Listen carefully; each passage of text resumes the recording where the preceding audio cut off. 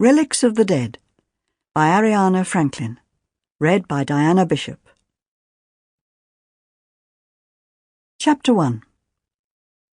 And God was angry with his people of Somerset, so that in the year of our Lord, 1154, on the day after the feast of St. Stephen, he caused an earthquake, that it might punish them for their sins.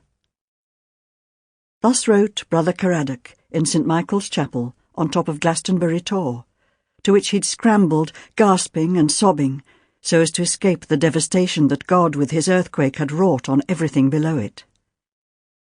For a whole day he and his fellow monks had been up there, not daring to descend because they could still hear aftershocks, making their abbey tremble, and look down appalled at more giant waves submerging the little island villages in the Avalon marshes beyond it. Caradoc was still wet, and had a pain in his poor old chest. When the earthquake struck and his fellow monks had scampered from the shivering abbey, making for the Tor that was always their refuge in times of danger, he'd run with them, hearing St. Dunstan, strictest of saints, though dead these 170 years, telling him to rescue the Book of Glastonbury first. "Caradoc, Caradoc, do your duty, though the sky falls." But it was bits of masonry that had been falling, and Caradoc had not dared to run into the abbey library and fetch the great jewel-studded book. It would have been too heavy for him to carry up the hill anyway. The slate book that was always attached to the rope girdle round his waist had been weighty enough, almost too much for an old man labouring up a 500-foot steeply conical hill. His nephew Rhys had helped him, pushing, dragging, shouting at him to go faster. But it had been a terrible climb. Terrible. And now, in the cold, dry, but unshaken shelter of the chapel that Joseph of Arimathea had built when he'd brought the cruets containing Christ's sacred blood and sweat from the Holy Land, Brother Caradoc did his duty as the abbey's analyst. In feeble taper light, and apologetically using St. Michael's altar as a table, he chalked this latest event in Glastonbury's history onto slate pages, so that later he could transcribe them onto the vellum of the great book.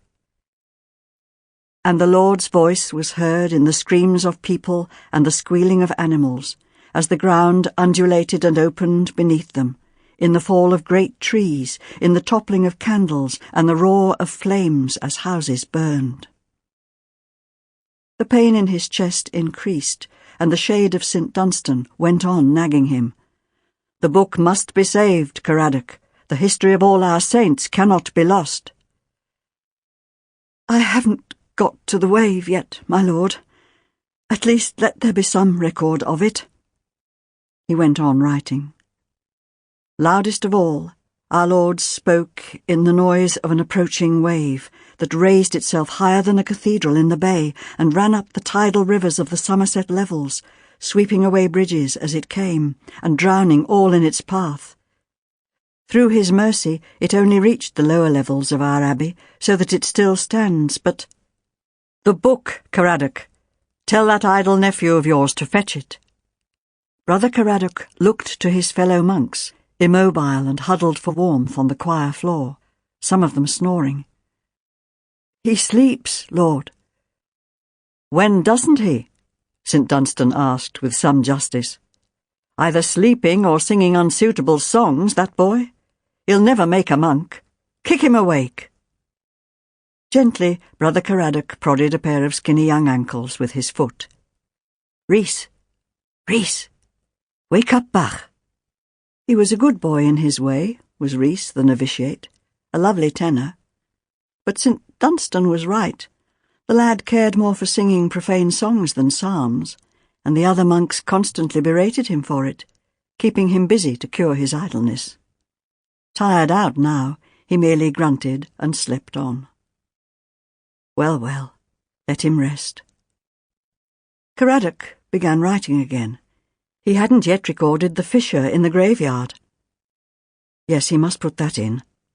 For as he'd run from the quaking buildings, he'd seen a deep hole opening up in the abbey's burial ground, between the two pyramids that had stood in it as long as time had gone. As if, he wrote, the end of the world Sample complete. Ready to continue?